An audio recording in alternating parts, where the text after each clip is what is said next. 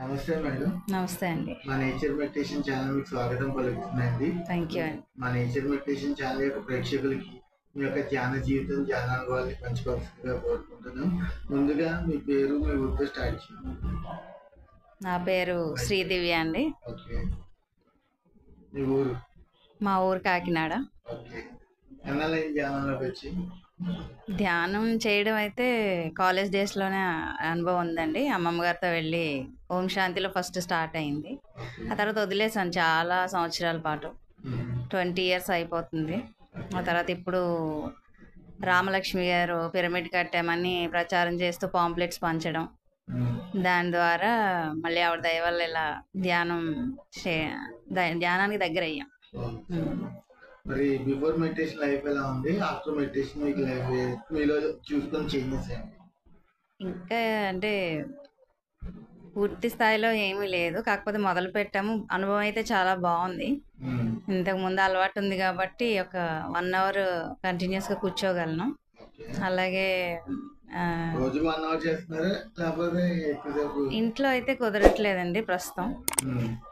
కానీ రామలక్ష్మి గారి దగ్గరికి వచ్చి చేస్తే మాత్రం అసలు 1 hour అయినా లేవబుద్ధి కావట్లేదు. ఇంకా అలానే ఉండాలనిపిస్తుంది, కాకపోతే బాధ్యతలు గుర్తొచ్చి వెళ్ళిపోవడం జరుగుతుంది. పిరమిడ్లో ఆవిడ పక్కన కూర్చుంటే ఇంకా అసలు చాలా మంచిగా ఉంటుంది. చాలా అండి, చాలా వ్యత్యాసం. ఎందుకండి కుదరట్లేదని రామలక్ష్మి గారిని, గురువు గారిని అడిగాను. అయితే ఆవిడ అన్నారు, ఇంట్లో నెగిటివ్ ఎనర్జీస్ కొంచెం ఉంటాయి కదమ్మా, మీరు కొంచెం గ్రూప్ మెడిటేషన్ పెట్టుకోండి ఒకసారి, అంతా క్లియర్ అయిపోతుంది, పాజిటివ్ ఎనర్జీ వస్తుంది అని చెప్పారు. అప్పటి నుంచి మీకు బాగుంటుంది, మీకు బాగా కుదిరాక మీ ఇంట్లో వాళ్ళు కూడా నెమ్మదిగా ధ్యానం వైపు అడుగులు వేయచ్చు అవకాశం ఉంటుంది అని చెప్పారు. పాపకు కూడా ఇప్పుడు అలవాటు అవుతుందని నేను చిన్న వయసు నుంచి అలవాటు చేయాలని తీసుకొస్తున్నాను. ధ్యానంలో మీకు కొన్ని అనుభవాలు ఏమైనా ఉన్నాయా? అంటే చేంజెస్ చూసుకున్నారా మీ లైఫ్లో? ఇంకా ఏం లేదండి, కాకపోతే నాలో నేనే చేంజ్ చూసుకున్నాను ఫస్ట్ టైము. అది కూడా ఇంతకుముందు కూర్చుంటే చాలా పెయిన్స్ వచ్చేవి, నొప్పులు, కూర్చోలేకపోవడం.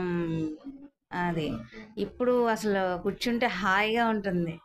అది ఎక్కడి నుంచి వస్తుందో తెలియదు కానీ చాలా పీస్ఫుల్గా మైండ్, చాలా బాడీ అంతా తేలిక అయిపోతుంది. చాలా బాగుంది, అది చెప్తుంటేనే గూస్ బంప్స్ వస్తున్నాయి నాకు.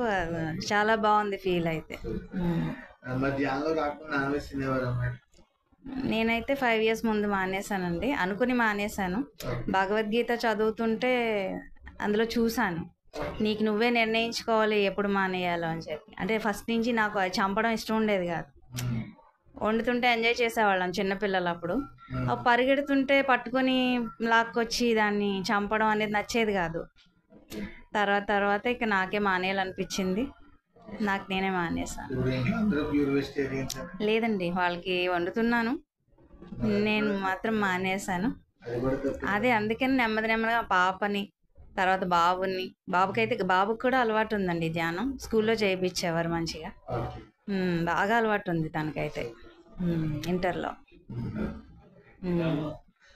ఇంకా మా వారికి అలవాటు చేయాలి, అది టైం పడుతుంది.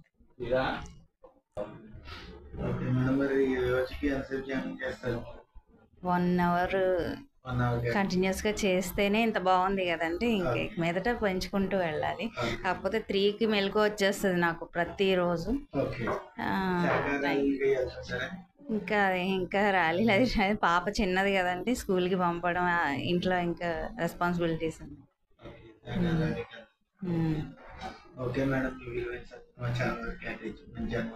Thank you so much. నాకు చాలా బాగుంది ఇలా పంచుకోవడం మీతో, చాలా హ్యాపీగా ఉంది. Thank you very much.